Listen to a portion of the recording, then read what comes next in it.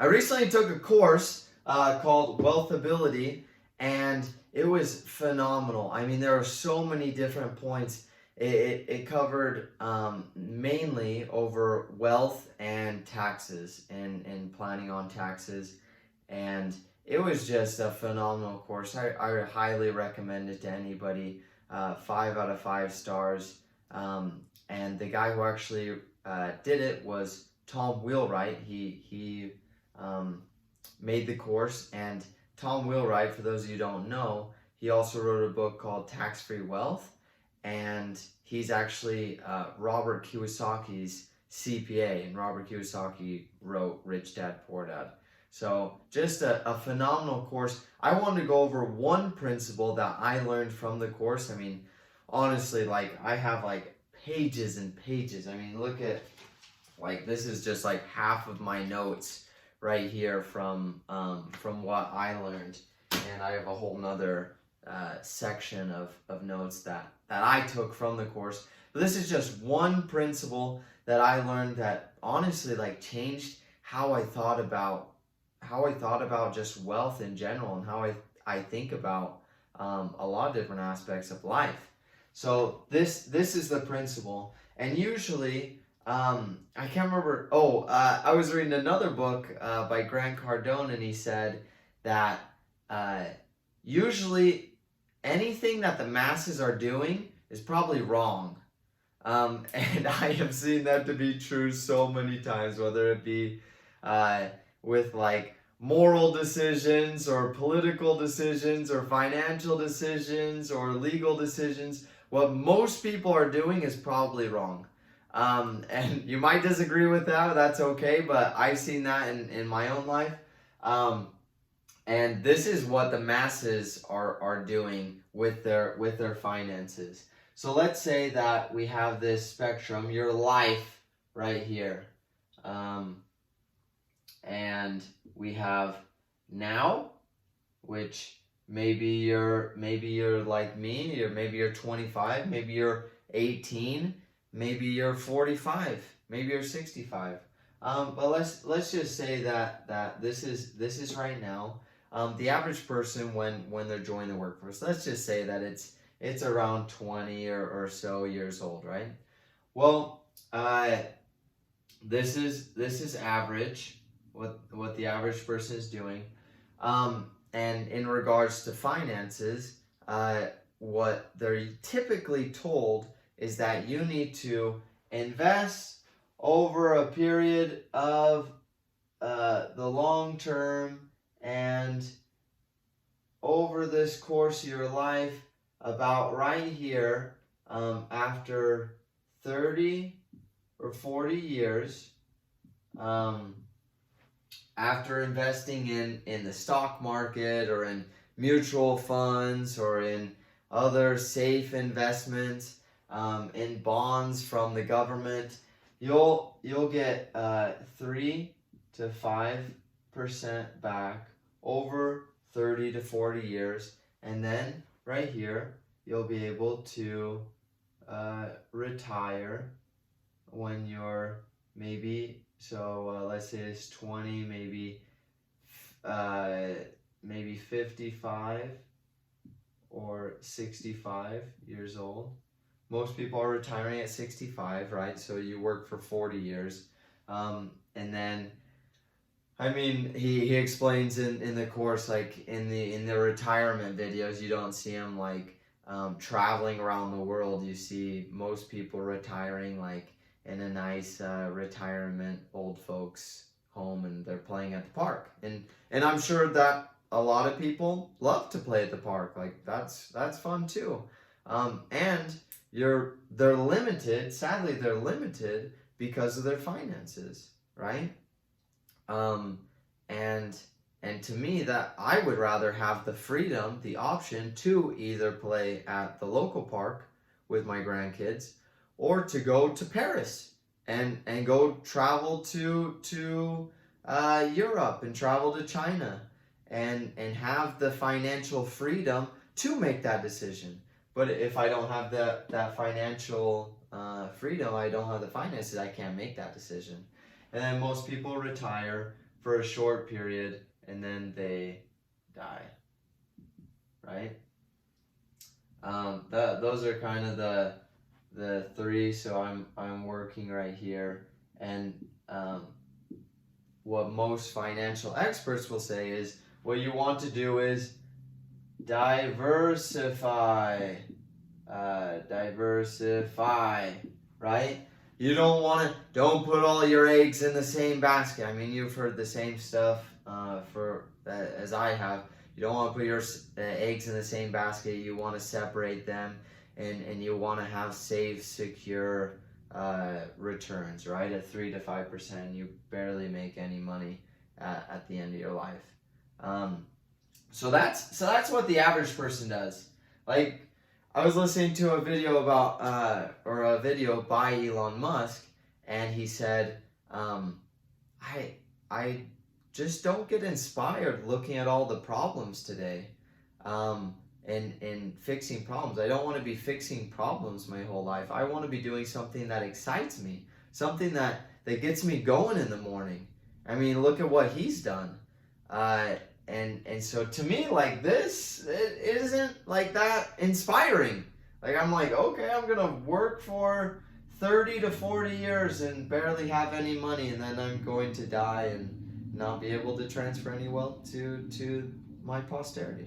Well, that's one way, right? And not saying that it's a bad way, just saying that it's a way.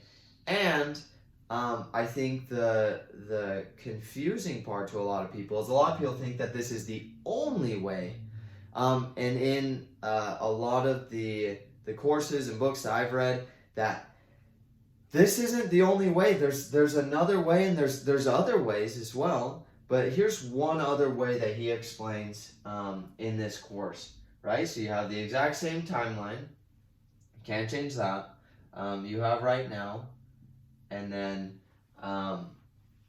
what he says, instead of diversify, what if instead for 7 to 10 years, you specialize.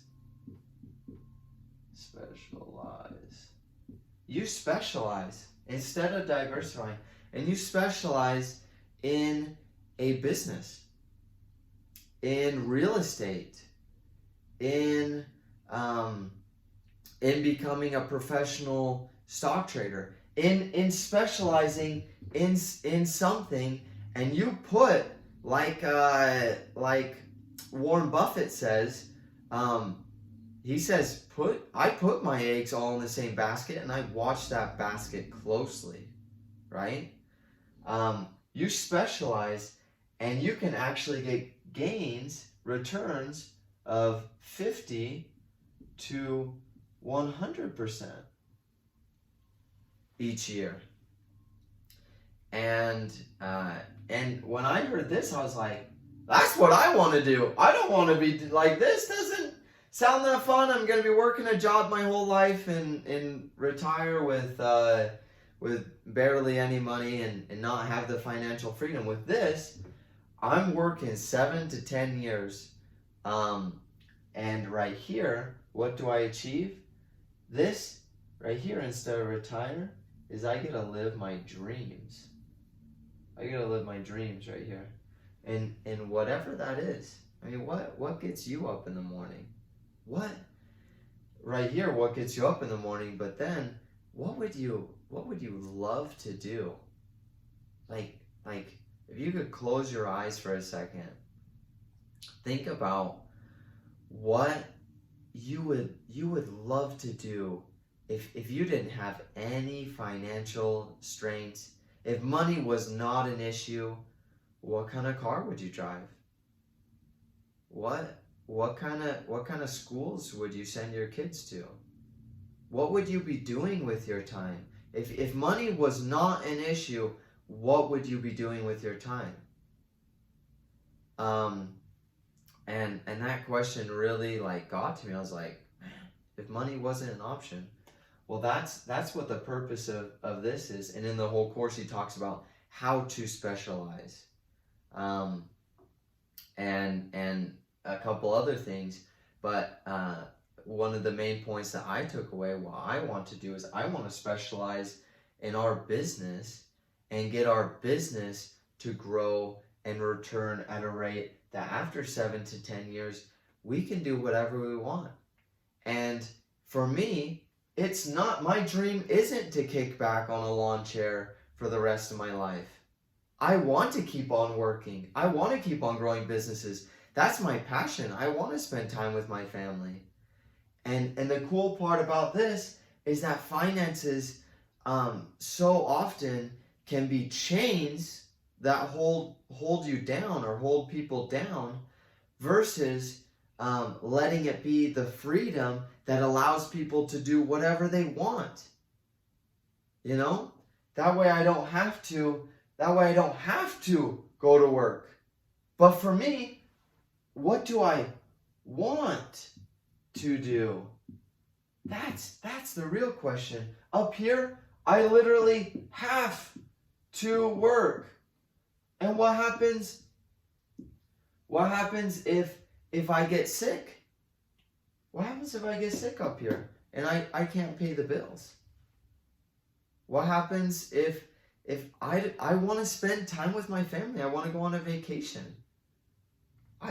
I can't do that up here. But down here, I'm working because I want to. I'm spending time with my family because I can and I want to. I'm going on a vacation because I have the finances to do it. So for me, really thinking about it, I personally love business. It's a passion of mine. For you, it might not be. But for me, it's building businesses. And what else? I really love to get involved in politics. I don't aspire to be a politician. I like to help my community out. I really think that family is important. Spending time with my family. I really am passionate about education. And teaching people. And I'd love to do something with that. And there are a lot of other things. I would love to have, we wrote it down, we would love to have a $2 million home in Florida on the beach. That's my dream. You know? And your dream is going to be different for you. Maybe you want to be in Denver, Colorado and ski in Aspen, right? It's going to be different for every person.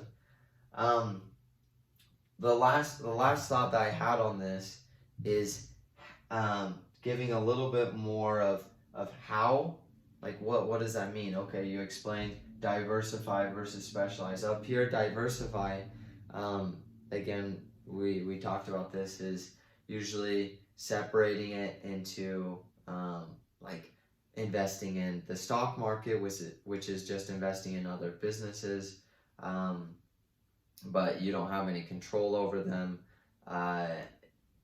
Investing in mutual funds, which is another thing like that, where you don't have the control. So up here in diversification, you have no control. So, give you an example. If I invest in Apple stock and I'm watching Apple and they're coming out, they're not coming out with any new inventions, and I'm like, oh my gosh, this invention would revolutionize the world, or if this marketing strategy got out there, Apple would dominate and I would make so much money. What say do I have in Apple so that they do that? Up here, I have none. I have no say. I have the next great idea. But Steve Jobs, or whoever the guy who took over Steve Jobs' place, he doesn't even know who I am.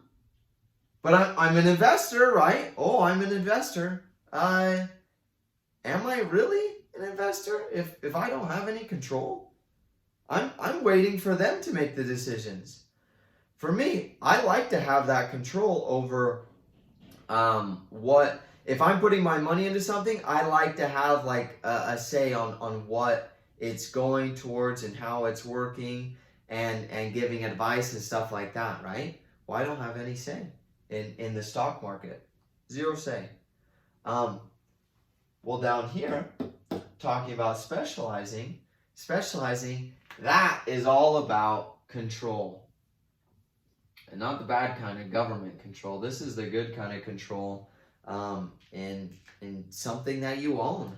Something that you're also that you're directly a part of. I think that would be the biggest part, that you own. So you might be a part owner, maybe you're an investor in somebody else's real estate, but you own it. You have that control. And the last thing I'd like to talk about is this quadrant down here. It's called the BI quadrant. So there's E, S, B, and I. And when I saw this, it just helped me understand the four main categories of how to make money. So E stands for, do you know what it stands for? It stands for employee. S stands for small business. B stands for big business. And I stands for investor. Now, this side, let me just tell you right here, like, you don't want to be on this side. Like, this side pays lots of taxes. Like, they pay lots of taxes. This side, they don't know control. They don't have control, which is what we want. As an employee, what control do you have over, oh yeah, I want a raise. Okay, well, that's on the whim. The boss has to decide whether you're going to get a raise or not. Being a small business owner, I'm working in the business. Big difference between small business owner and big business. Small business, they're usually the do-it-yourselfers. I know what's best in my business. I can do things better than anybody else. They don't like taking advice from other people. They don't work with teams very well. These guys are all about teams. These guys love to work with specialists. These guys love to bring on other people and people that know how to do things better than them.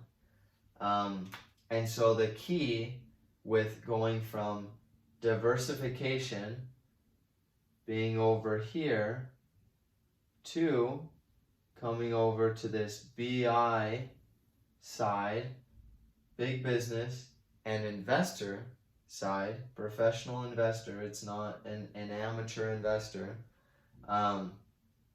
is through either having a business or investing in a business. And that's really, like, if you look at the economy, the only way to make money is through a business. That's it, period. So let's say, oh, but you're like, wait, but I make money and I'm not a business owner. Yeah, but who pays you? The business pays you, which is coming from customers, which is serving customers who then like something that the business is giving them. They pay the business, and then the business then is able to pay the team, right? So that's just how you make money, is through business. Well, I'm saying don't work for a business. Small business owners, they're working for the business. That's the difference. That this guy's just a glorified employee. He's actually working a lot harder than an employee because his hours never stop because he doesn't have anybody else on the team. He has to do the finances and the legal and the operations and the marketing and all that kind of stuff, right? This guy over here that owns the business, he has other people that do that kind of stuff. He has an accountant, a CPA. He has a bookkeeper to keep track of the books and the receipts and transactions. He has attorneys. He has all these different people that are working on his team, right?